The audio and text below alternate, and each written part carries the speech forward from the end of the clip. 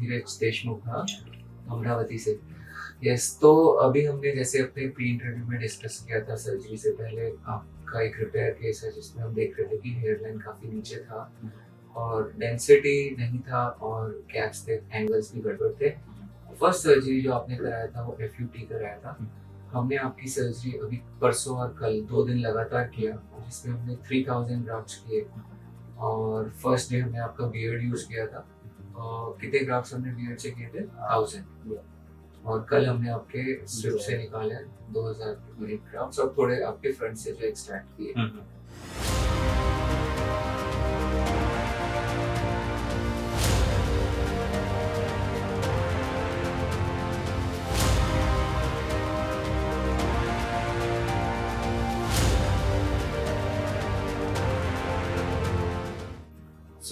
जैसा हम इन पिक्चर्स में आपके देख रहे हैं कि हेयर लाइन तो काफ़ी ख़राब दिखता ही था और जो ये आपके टेम्पल्स वगैरह थे वो नहीं थे वहाँ पर। और पीछे ये डोनर एरिया की पिक्चर में जैसे देख रहे हैं कि ये स्टिच लाइन था आपका जो स्कार नजर आता है। तो फर्स्ट टाइम आपने जो ट्रांसप्लांट कराया था उसमें कितने ग्राफ्ट्स कराए थे?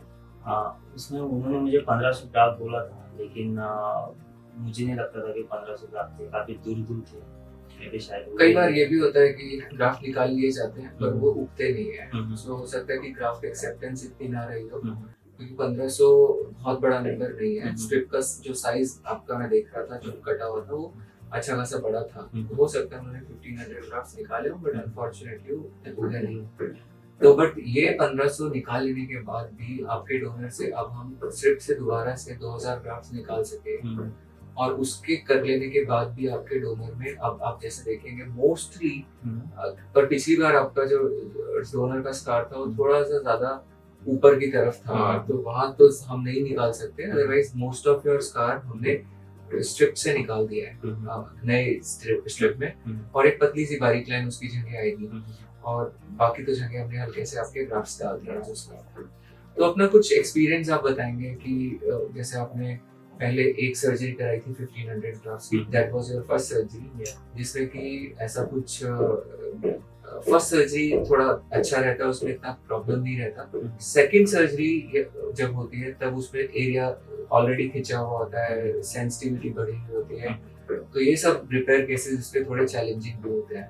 तो क्या आपका एक्सपीरियंस रहा पेन को लेके या जो भी आपके सर पे हमने काम किया उसको लेके? नहीं सर, मेरे साथ तो कहूँगा कि उल्टा एक्सपीरियंस हुआ है। जब मैंने पहली सर्जरी करी थी तो वो स्टाफ जो था इतना केयरफुल नहीं था, बहुत तकलीफ हुई थी मुझे।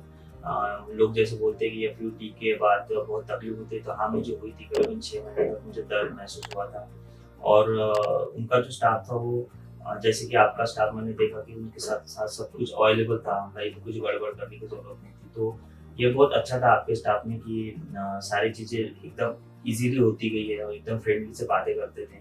कुछ एक दो दोस्त तो मेरे अच्छे से दोस्त भी बन गए, सब उनके साथ अच्छे से बातें वगैरह हो गई। तो ये बहुत है, और एफयूटी करने के बाद भी मुझे इतना दर्द नहीं हुआ। कल भी मैं जब रात को हुआ तो हल्का सा दर्द हुआ था, लेकिन उसके बाद कुछ नॉर्मल लग रहा है।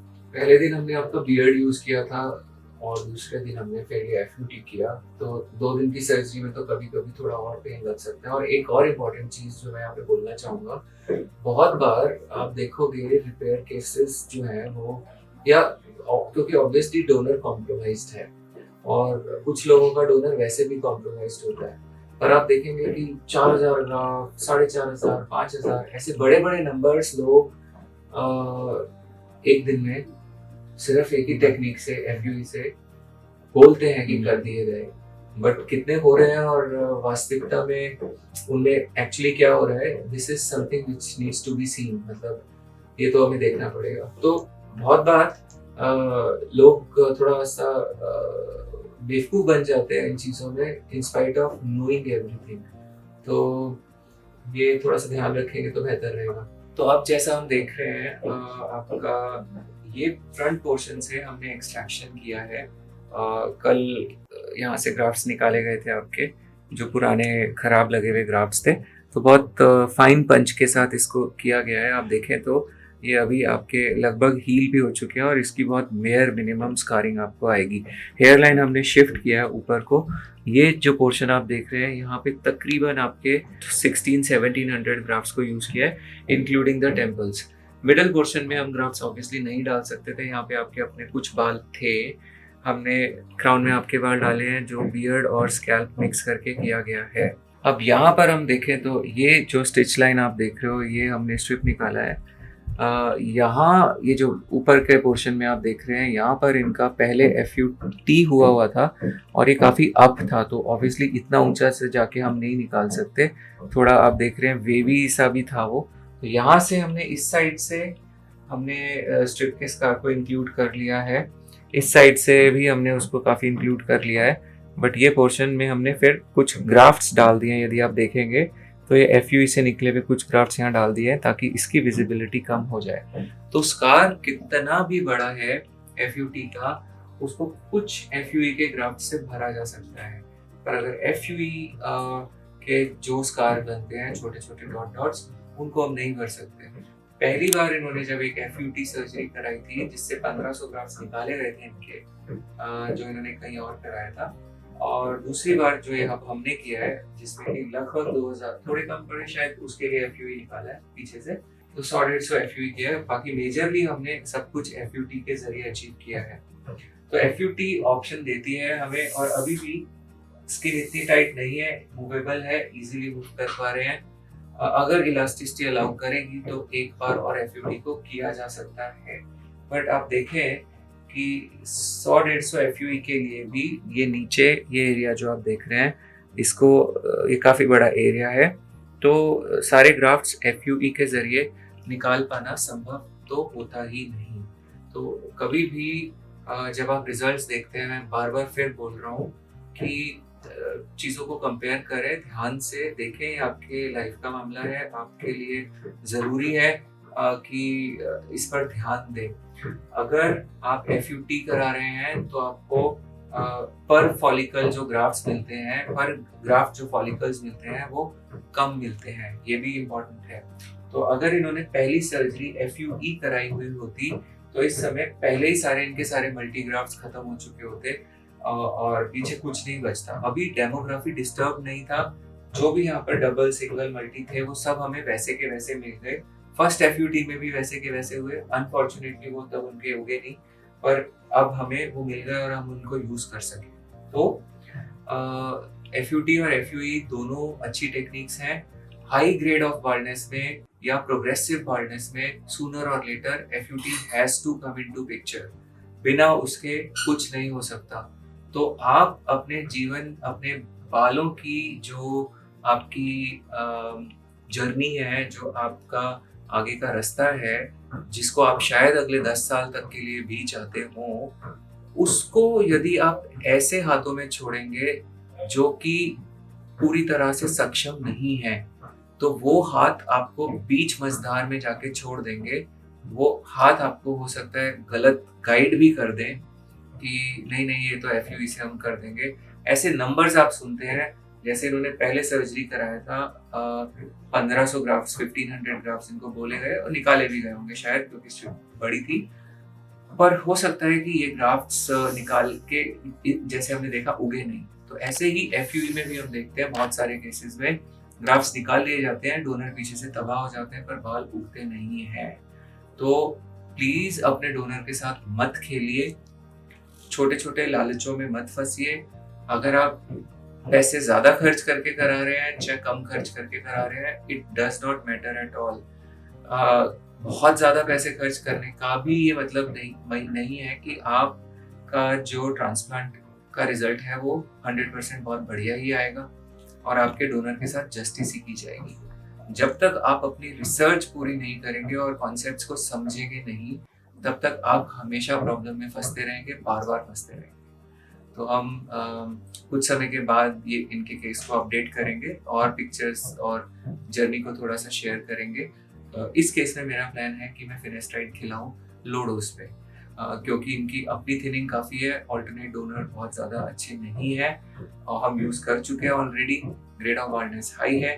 तो बट येस, ये जो फिनेस्टाइड वाला फार्मूला है ये हर पेशेंट के लिए नहीं इस्तेमाल करना चाहिए। मैं बार बार बोलता हूँ, one shoe does not fit all. तो इन चीज़ों का भी आप थोड़ा सा ध्यान रखेंगे तो अच्छा रहेगा। और उम्मीद करता हूँ इस जर्नी से आपको बहुत जानकारी मिली होगी। और आपका भी बहुत बहुत शुक्रिया, थैंक यू। आपने ये सारी चीज़ें जर्नी शेयर करी अपनी। और कुछ मैसेज देना चाहेंगे इनमें आप? यही कहना चाहूँगा कि पैसे तो आते जाते रहते हैं, लेकिन अच्छे से रिसर्च करके ही अच्छा क्लिनिक चुनें, क्योंकि पैसे तो आ जाएंगे लेकिन आपका जो डोनर एरिया है वो बहुत लिमिटेड है, जैसे सर के बहुत सारे वीडियोस में आपने देखा होगा।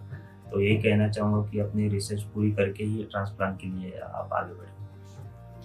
तो ये बहुत इम्पोर्टेंट है। आप जब भी रिजल्ट्स को देख रहे हैं, हो सकता है आपको रिजल्ट्स बहुत अच्छे भी दिख रहे हो सकता है कि आप बड़े प्रेरित भी हो रहे हो कि हाँ जी बहुत अच्छा हमने देख लिया। पर हर चीज जो अच्छी दिख रही है जरूरी नहीं है कि बहुत अच्छी होगी। Everything that glitters is not gold. तो ये इस तरीके से भी बोलूंगा कि जब आप ट्रांसप्लांट देख रहे हैं रिजल्ट, तो आपको पता होना चाहिए कि जो आप रिजल्ट देख रहे हैं उसमें से कितने रिजल्ट बाल एक्चुअली ट्रांसप्लांट में उगे हुए हैं और कितने बाल जो है वो आप समझे दवा की वजह से आए हैं। तो हो सकता है कि आप जिन रिजल्ट्स को ट्रांसप्लांट रिजल्ट समझ के बहुत खुश हो रहे हो, उनमें से बहुत सारे रिजल्ट्स में दवा एक मेजर रोल प्ले कर रही हो और बाद में दवा छोड़ते ही ऐसे ट्रांसप्लांट्स की हकीकत आपके सामने आए जब पता चले कि यार ये तो बिल्कुल खाली हो गया। तो रिसर्च इसलिए बहुत इम्पोर्टेंट है। आप you are not going to do it only once.